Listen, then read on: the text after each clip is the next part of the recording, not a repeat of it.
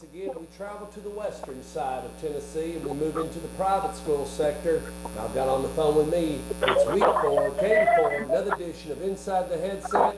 The head coach of the Christian Brothers Purple Wave, bringing all the passion, Coach Thomas McDaniel. How are you? I'm doing great. Purple passion. Purple passion. Well, Coach, you're 2-1. You beat Whitehaven, and you got away with a win last Friday night against Fairleigh. Let's pick it up against the other Christian Brothers on that 52-17 loss, and building from that and bring me up to this moment. Why the hell you want to talk about that game for? Nobody wants to talk about that one, Stuart. Okay. No, hey. Go ahead. No, I'm just kidding. No, they just, I think it was a couple of things. Obviously, they're a talented football team. That particular week, look, I think everybody knows, everybody's got an excuse and what they smell like, so I'll keep it at a minimum. But, that particular week with the heat index, we did not get outside after Monday. We did not practice outside the rest of the week. As a matter of fact, we had to have a walkthrough on Friday at 6 o'clock in the morning just so we could get out on the field. So we had a really weird week. We had a walkthrough at 6. We got on the bus at 8:30, had a walkthrough at SEMO that afternoon, and then played that Friday night. My point being, just really out of our routine. We didn't get a full week of practice in. We're a young football team. They're a lot better than us. I think at the end of the day, I can say whatever I want, but they're just a lot further along than we are from a developmental side program-wide. You're talking about a team that's won 2 state championships and lost a state championship in the last 3 years in the largest classification in Missouri. So they're a very strong football team. And, we played them really well last year.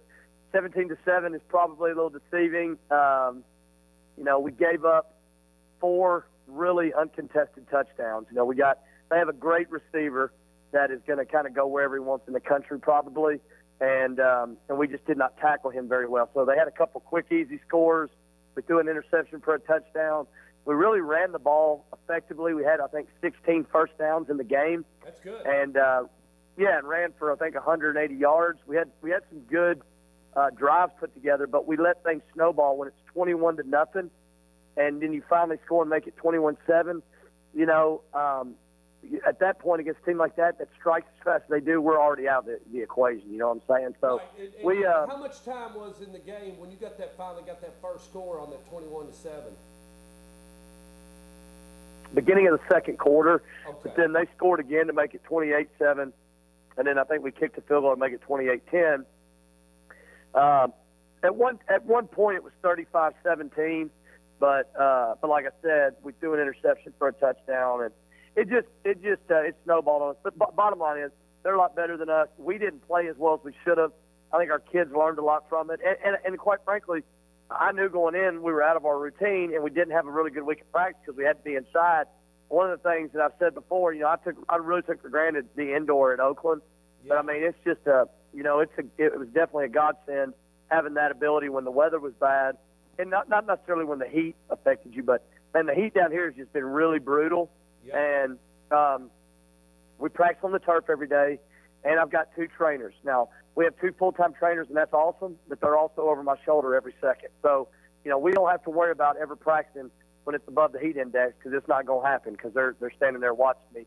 Not to say that we would, but I mean, that thing registers really high on the turf, I think. So, to me, sometimes it feels like it's 1-0, and I'm not saying I'm a meteorologist or whatever. I can't predict the heat index, but it doesn't feel like it's 114, and yet it'll register that on the turf. So, we've got the best equipment money can buy, but I think sometimes it might be a little too accurate, if you know what I'm saying. So, we had a hard time getting out on the field, bottom line, and we went up there and got our butt whooped, and we hadn't practiced physical enough to handle the physicality that they were going to present. We didn't tackle very well. We tackled very poorly, to be honest.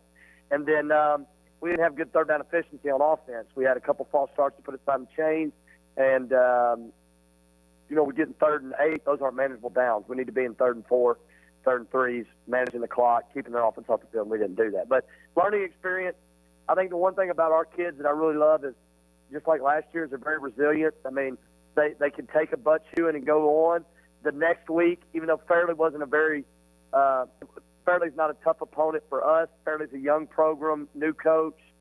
They did a good job Friday, tried to be competitive and played hard, but they're just not really at our level right now. And so last week we had some real, I call them come to Jesus practices, but I mean we were very physical in practice.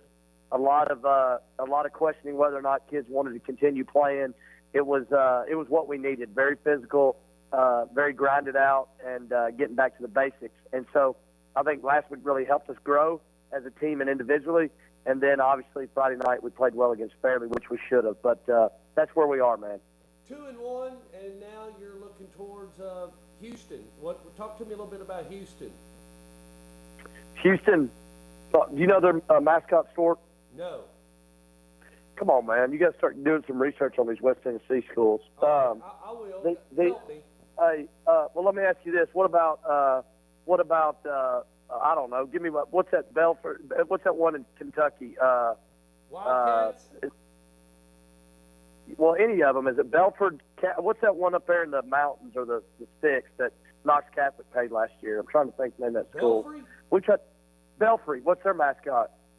Oh, I couldn't tell. I thought you'd know all this, I think man. it'd be I'm the stumping you Bulldogs. now. I think it's the Bulldogs. All right, now, but Houston, Mustangs, Mustangs. big Mustangs, man, black and silver like the Raiders. But great area of town, right there in the middle of Germantown. I'm not going to say it's like a Brentwood, but it'd be comparable to a Brentwood probably. Okay.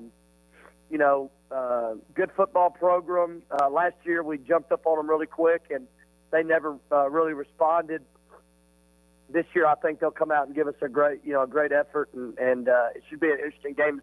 I don't know if I would consider it necessarily a rivalry, but a lot of kids from Houston and Christian Brothers know each other, so I think there's just a natural rivalry there, and we'll have to play well. But I think for us right now,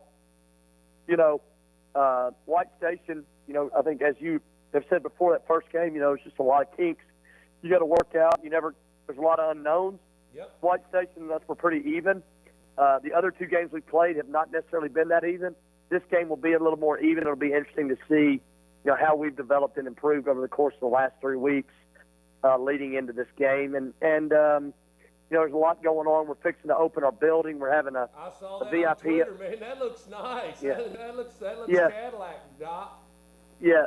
Our VIP opening's tomorrow night, and then our open house is Sunday. So there's a lot of things intertwined with that this weekend. So some distractions there, but a lot going on at school. A very exciting time. Hopefully we go out and play well, and continue to get better. Well, it's always good to talk to you. How's the kids? Kids are doing great. My wife's doing good. All's good, man. So, what game you going to this week? I'm gonna do Blackman Shades Valley. Blackman and who? Shades Valley, Alabama. They're from Birmingham. Really? Yeah. Same. I'm gonna do that. I'm doing that live. I'll turn up live. It's about 6:30. Is that the same? Is that the same area as like Hoover and Spain Park and them? No, they're not necessarily. Okay. I don't think that they can compete. I think they're more 5A. I'm not for sure. I haven't done much research. From what I know. Go ahead. Go ahead. Oh, I just know that I've heard through the grapevine that if Blackman plays Blackman ball, they should be okay. I got also thanks to social media, I got word that the Stork and Judy the Beauty did the MTSU game. Yeah, we did. Thank you. You're making it on up the ranks, big guy. Getting the media pass. Yeah, it was a lot of fun. Just to watch Brent play. 22 straight passes, and he was flinging it all over the field, and I didn't even realize that he hadn't dropped a ball. He was just running, just moving them up and down the field, just like 22 straight completions. He broke. Yeah, he had 22 straight completions before he had a drop. He broke T. Martin's record? No, he broke somebody at MTSU's, but I don't know what T's was. Okay, I thought T. Martin had like 21 straight completions one game. What about the I-Train? I-Train, 7 touches, about 60, 67 yards, but the second one, he busted it for about a 31-yard run, and they couldn't catch him. I got you. I still, sometimes at night, I wake up sweating thinking about the old I-train put a hurting on us a couple times. Well, I loved it when you said you had five guys within 3 feet of him. 2 of them are all state track, and nobody can catch him. Yeah, he's a good player, man. Yeah, he's. So Stocks will look like a stud, huh? Yeah, and that game's at 3 o'clock, Coach. You should be able to catch it on Saturday. What time's Memphis play? I know you're a Memphis fan. I got you. No, they play an evening game this week as well. So we got a lot going on with the building, man. I don't know how much college football I was able to this past weekend enjoy Saturday though, so that was nice. I watched a bunch this weekend, so it was good to get to see. There's been some great games. So anyway, well, man, look, have fun this weekend. Your mom and daddy okay? Mom and dad are doing great, and all's good, man. Blessed. All right. Well, I'll talk to you next week. Sounds good. Thanks, Stuart. See you. Bye. See you.